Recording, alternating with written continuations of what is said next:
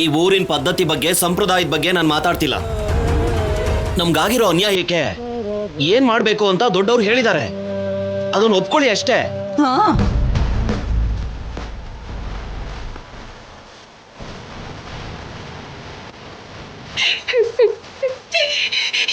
ಏನಂದ್ರೆ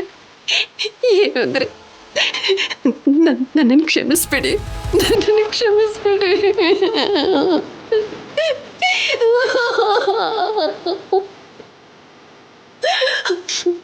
ಸೀನು ಮಾಡಿದ ತಪ್ಪು ನಿಮ್ಮನ್ನ ಇಲ್ಲಿವರೆಗೂ ಕರ್ಕೊಂಡು ಬಂದು ನಿಲ್ಸುತ್ತೆ ಅಂತ ನಾನು ಖಂಡಿತ ಅನ್ಕೊಂಡಿರ್ಲಿಲ್ಲ. ಅಂದ್ರೆ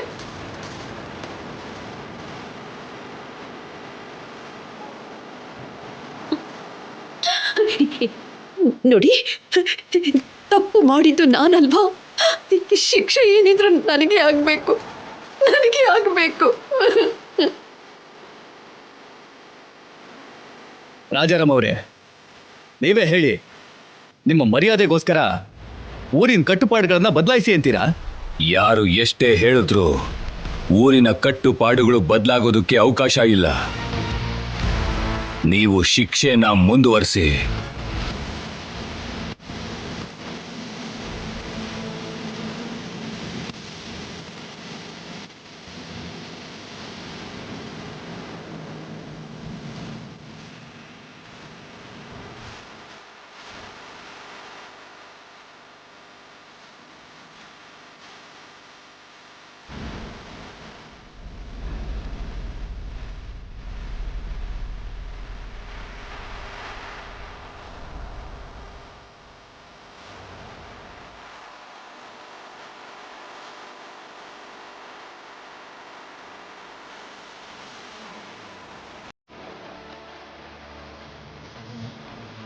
ನಿಲ್ಕೊಳ್ಳಿ.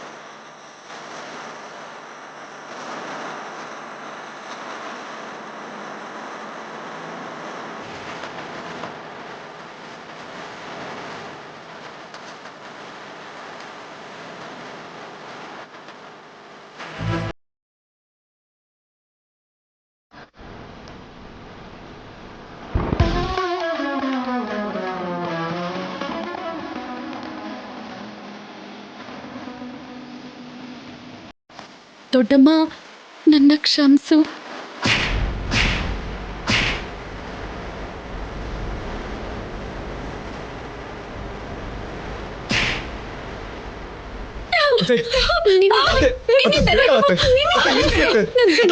ಪರಿಸ್ಥಿತಿ ಬಂತು ನೋಡು, ಇದೆಲ್ಲ ನಿನ್ನಿಂದಾನೆ. ನಿನ್ನಿಂದಾನೆ ಕಣೋ, ನಮ್ದೆ ಕಣೋ. ನನ್ನ ಮಾತನ್ನ ನನಗೆ ಮೋಸ ಮಾಡಿದ್ರ, ಮದುವೆ ಮಾಡ್ಕೊಂಡು ಬಂದ್ರ.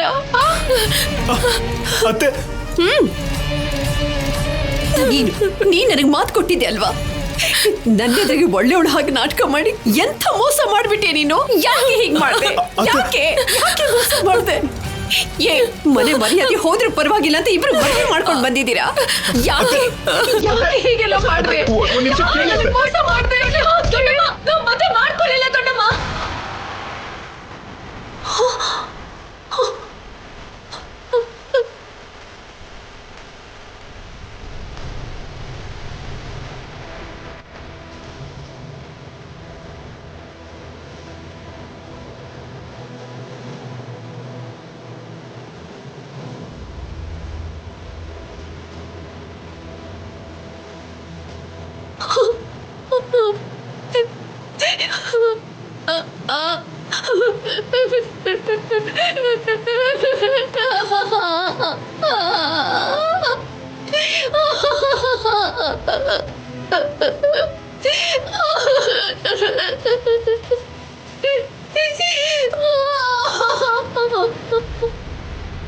ಹೌದತ್ತೆ, ಆದ್ಯನ್ನ ಮದ್ವೆಗೆ ಒಪ್ಪಿಸ್ದೆ ಆದ್ರೆ ಆದ್ಯನ ಕೊರಳಿಗೆ 3 ಗಂಟೆ ಕಟ್ಟಕ್ಕಾಗ್ಲಿಲ್ಲ ಅತ್ತೆ.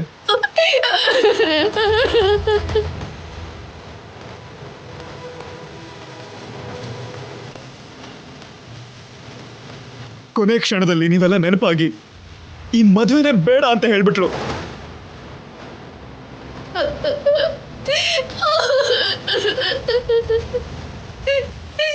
ಇಲ್ಲ ಅಂದ್ರೆ ಸೀನು ಏನ್ ಮಾಡ್ಕೊತಾನೋ ಅಂತ ನನ್ ಮದ್ವೆ ಮಂಟಪದವರೆಗೂ ಹೋದೆ ದೊಡ್ಡಮ್ಮ.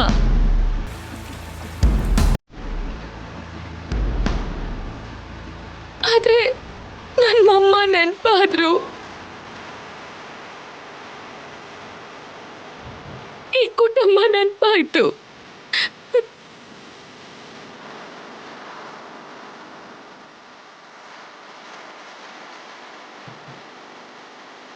ನನ್ನ ಅಮ್ಮನ ಹಾಗೆ ಬೆಳೆಸಿದ ನೀನು ನೆನಪಾದ. ಅದಕ್ಕೆ ಮದುವೆ ಬೇಡ ಅಂತ ಹೇಳ್ಬಿಟ್ಟೆ ದೊಡ್ಡಮ್ಮ.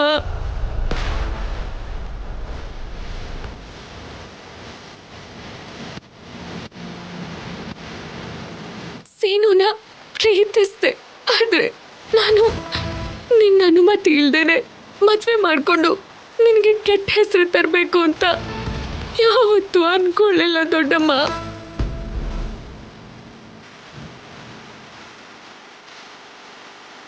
ಅಷ್ಟಕ್ಕೂ ಇಲ್ಲಿ ಏನ್ ನಡೀತಿದ್ಯೋ ಅದನ್ನ ತಿಳ್ಕೊಳ್ಳೋದಕ್ಕೆ ಫೋನ್ ಕೂಡ ಕನೆಕ್ಟ್ ಆಗ್ತಿರ್ಲಿಲ್ಲ.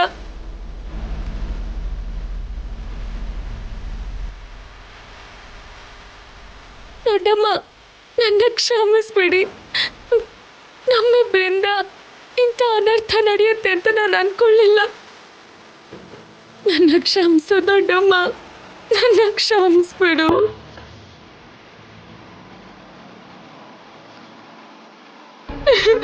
ನನ್ನ ಕ್ಷಮಿಸು ದೊಡ್ಡಮ್ಮ.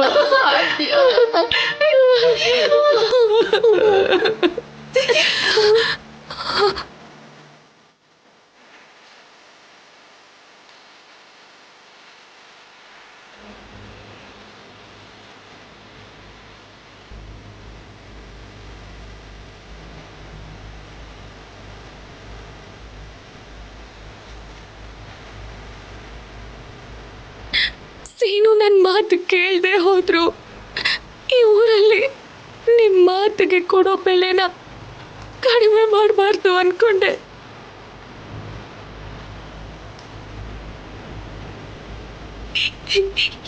ಏನಂದ್ರೆ ನಾನು ಹೇಳ್ದೆ ಅಲ್ವಾ, ನನ್ನ ಆದ್ಯ ತಪ್ಪು ಮಾಡೋದಿಲ್ಲ ಅಂತ.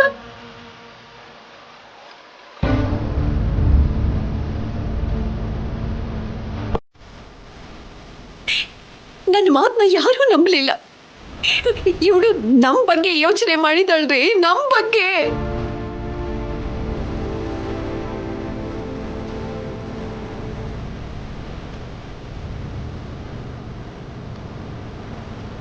ಅವರು ಮದುವೆ ಮಾಡ್ಕೊಳ್ಳಿಲ್ಲ ಅಂತಂದ್ರೆ ರಾಜಾರಾಮ್ ಅವರು ಇನ್ನೂ ಮಾತು ಉಳಿಸ್ಕೊಳ್ಳೋದಕ್ಕೆ ಅವಕಾಶ ಇದೆ ಅಂತಾನೆ ಅರ್ಥ. ನಮ್ಮನ್ನ ಕ್ಷಮಿಸ್ಬಿಡಿ ರಾಜಾರಾಮ್ ಅವರೇ.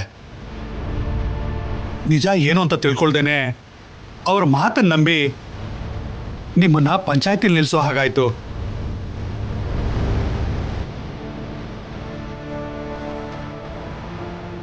ಧರ್ಮಪೀಠನ ನಂಬಿ ನೀವು ಹಾಕಿರೋಂಥ ನಿಯಮಗಳಿಗೆ ನಾವೆಲ್ಲರೂ ಸೇರಿ ಗೊತ್ತಿದ್ದೋ ಗೊತ್ತಿಲ್ಲದೆ ತಪ್ಪು ಮಾಡಿದ್ವಿ.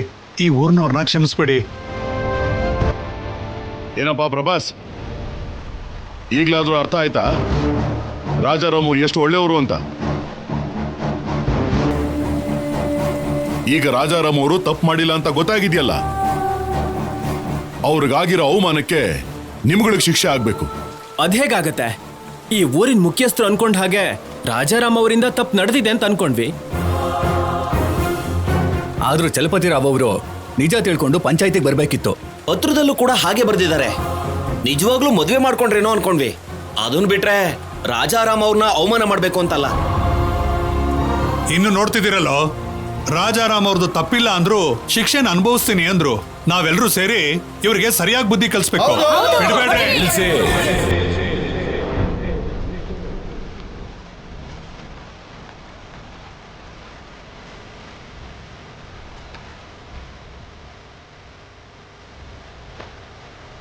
ಪಂಚಾಯಿತಿ ತನ್ನ ಧರ್ಮನ ತಾನು ಮಾಡಿದೆ. ಅಷ್ಟಕ್ಕೂ ತಪ್ಪ್ಯಾರ್ದು ಒಪ್ಪ್ಯಾರ್ದು ಅಂತ ಎಲ್ರಿಗೂ ಗೊತ್ತಾಗಿದೆ. ಕ್ಷಮಿಸಿ ರಾಜಾರಾಮ್ ಅವರೇ, ಪರಿಸ್ಥಿತಿಗಳ ಪ್ರಭಾವದಿಂದ ಇಂಥ ತೀರ್ಮಾನನ ತಗೋಬೇಕಾಗಿ ಬಂತು. ನಮ್ಮನ್ನು ಕ್ಷಮಿಸ್ಬಿಡಿ. ನಾನಿನ್ ಬರ್ತೀನಿ.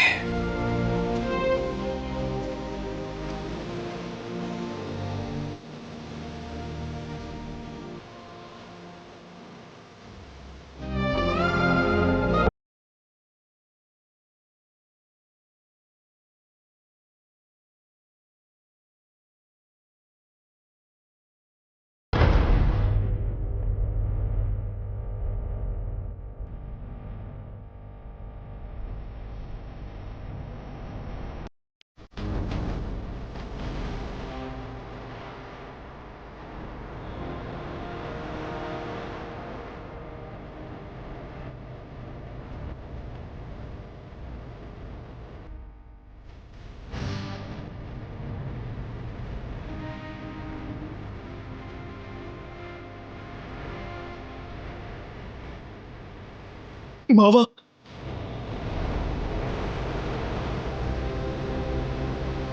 ಕ್ಷಮಿಸಿ ಮಾವ, ನನ್ನಂಗೆ ಕ್ಷಮಿಸ್ಬಿಡಿ ಮಾವ.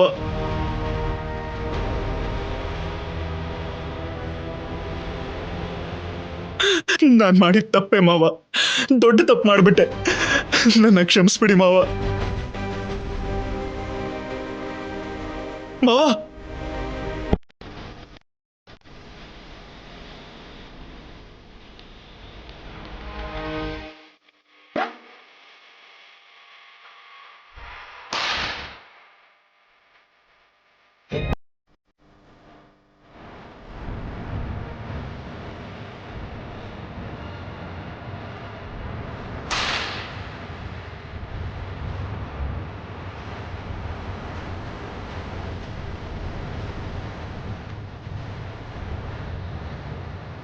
ಲೈ,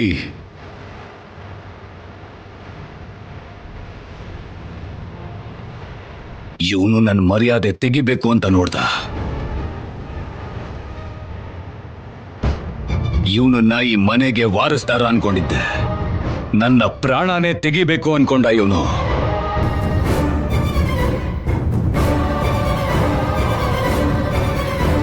ಪಂಚಾಯಿತಿ ಶಿಕ್ಷಿಸದೆ ಹೋಗ್ಬೋದು, ಆದ್ರೆ ತಪ್ಪು ಮಾಡಿರೋ ಇವನನ್ನ ಈ ರಾಜಾರಾಮ್ ಶಿಕ್ಷಿಸ್ತಾನೆ. ರಾಜು,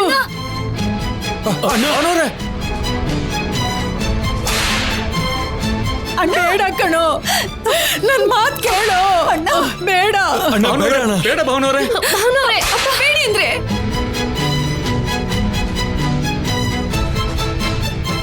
ಯಾರು ಅಡ್ಡ ಬರಬೇಡಿ. ಏನೋ ನನ್ನ ಆಶ್ರಯದಲ್ಲಿ ಬೆಳೆದು ಈ ಮನೆ ಕಟ್ಟುಪಾಡು ಗೊತ್ತಿದ್ದು ಕೂಡ ನಿನಗೆ ತಪ್ಪು ಮಾಡಬೇಕು ಅಂತ ಹೇಗ್ ಮನಸ್ಸು ಬಂತೋ? ರಾಜು,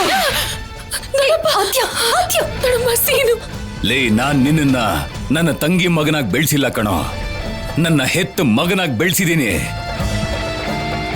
ನಿನ್ನ ಭವಿಷ್ಯ ಚೆನ್ನಾಗಿರ್ಬೇಕು ಅಂತ ತುಂಬಾ ಕಷ್ಟಪಟ್ಟಿದ್ದೀನಿ ನಾನು. ಬೇಡರಿ, ನೀನ್ ಯಾವುದೇ ಕಷ್ಟ ಪಡಬಾರ್ದು ಅಂತ ನೀನ್ ಕೇಳಿದ್ದೆಲ್ಲ ಮಾಡ್ದೆ ಅಲ್ವೇನೋ? ಅದಕ್ಕೆ ನೀನ್ ನನಗೆ ಕೊಡೋ ಮರ್ಯಾದೆ ಇದೇನಾ? ಅಯ್ಯೋ ರಾಜು, ಹೊಡಿಬೇಡ ಕಣೋ. ಅಯ್ಯೋ, ಏನು ಅಂದ್ರೆ ನನ್ ಮಾತು ಕೇಳಿ.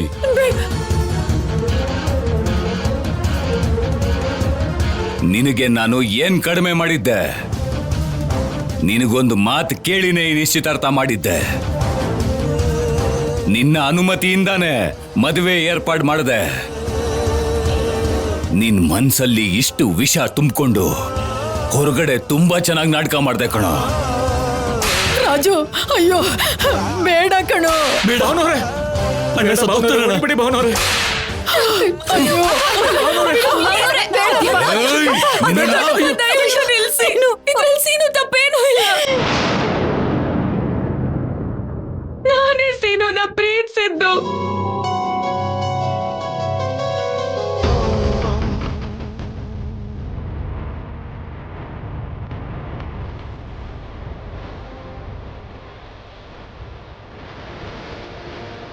ಯಾರಿಗೂ ಗೊತ್ತಿಲ್ದೇನೆ ಮದ್ವೆ ಮಾಡ್ಕೋಬೇಕು ಅಂತ ಸೀನುನ ನಾನೇ ಹೊರಗಡೆ ಕರೆಸ್ಕೊಂಡಿದ್ದು.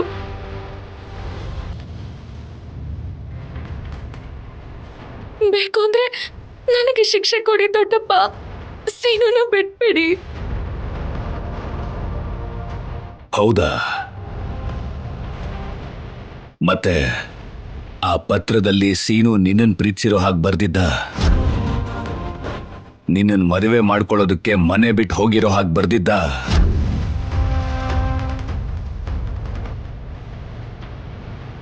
ಆದ್ಯ ನೀನವನನ್ನ ಹೇಗೆ ಒಪ್ಸಿದ್ಯೋ ಗೊತ್ತಿಲ್ಲ, ಆದ್ರೆ ನೀನ್ ತಡೆದಿದ್ದು ಮದುವೆನ ಮಾತ್ರ ಅಲ್ಲ, ಗಾಳಿಲಿ ಬೆರ್ತ್ ಹೋಗ್ತಿದ್ದಂತ ನನ್ನ ಪ್ರಾಣನ.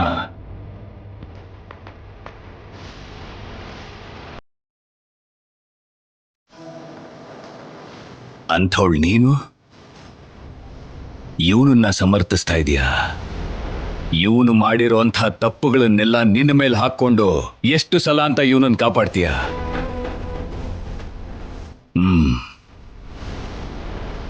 ಈಗ ನನಗೆ ಅರ್ಥ ಆಗ್ತಿದೆ. ಅವತ್ತು ಲಗ್ನ ಪತ್ರಿಕೆ ಸುಟ್ಟು ಹಾಕಿದ್ದು ನೀನಲ್ಲ, ಇವನು.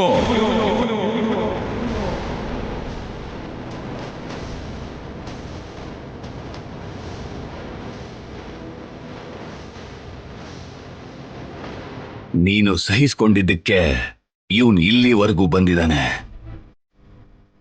ಇನ್ನೂ ಅವನನ್ನ ವಹಿಸ್ಕೊಂಡೇ ಬರಬೇಕು ಅಂತ ನೋಡ್ತಿದ್ಯಾ? ಸರ್ಕೋ. ಪ್ಲೀಸ್ ದೊಡ್ಡಪ್ಪ, ಪ್ಲೀಸ್. ಸೀನುನ ಹೊಡಿಬೇಡಿ. ಲೇ, ನೀನ್ ನಮ್ಮನ್ನೆಲ್ಲ ನೋಡ್ತಾನೆ ಬೆಳೆದಿದ್ಯಾ. ನೀನು ಮಾವಯ್ಯ ಅಂತ ನನ್ನ ಮುಂದೆ ವಿನಯದಿಂದ ಇದ್ರೆ ನನ್ನ ಗೌರವನ ಕಾಪಾಡ್ತೀಯ ಅಂತ ಅನ್ಕೊಂಡಿದ್ದೆ.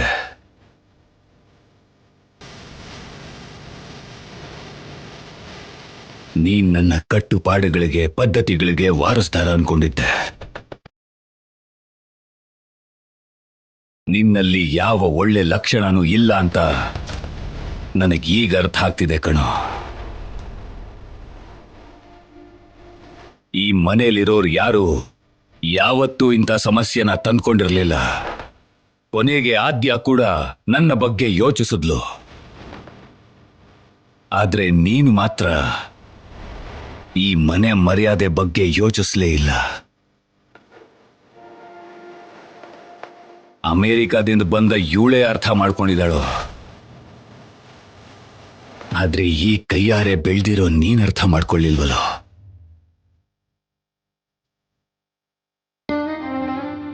ನಿನ್ನಂತ ಮೂರ್ಖನನ್ನ ನಂಬಿದ್ದಕ್ಕೆ ನನಗ್ ಸರಿಯಾಗಿ ಬುದ್ಧಿ ಕಲಿಸ್ದೆ ಬಿಡು.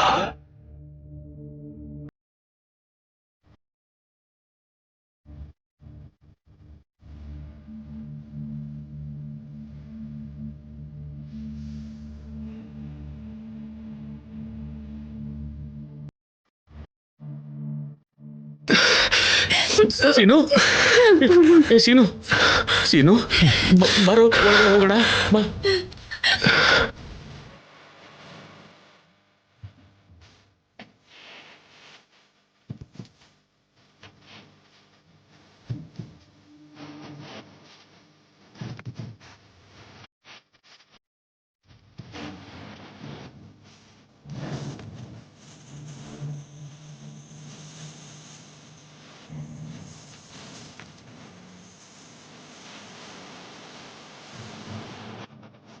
I love you sir.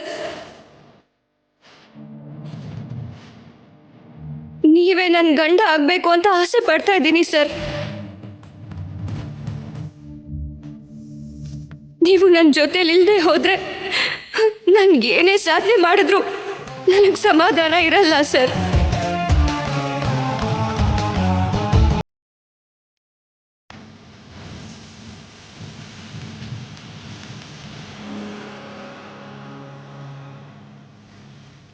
ಶೌರ್ಯ,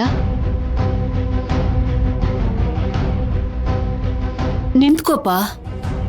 ಏನು? ನೋಡ್ದ್ಯಾ ಟೂರ್ಗ್ ಹೋಗಿ ಹೇಗಾಗಿದ್ಯಾ ಅಂತ? ಹೋಗೋಕ್ ಮುಂಚೆ ನಮಗೂ ಒಂದ್ ಮಾತು ಹೇಳ್ಬೇಕಲ್ವಾ ಮಗನೇ? ಈ ತರದ ಪ್ರೀತಿನೇ ಬೇಡ ಅಂತ ಹೇಳಿತು. ಮತ್ತಿನ್ನೇನ್ ಮಾಡ್ಬೇಕು? ನೀನ್ ನನ್ನನ್ನ ಅಮ್ಮ ಅಂತ ಪ್ರೀತಿಯಿಂದ ಕರೆಯೋದಿಲ್ಲ, ಅದಕ್ಕೆ ನಾನೇ ನಿನ್ನ ಮಗನೇ ಅಂತ ಪ್ರೀತಿಯಿಂದ ಕರೀತಿದ್ದೀನಿ.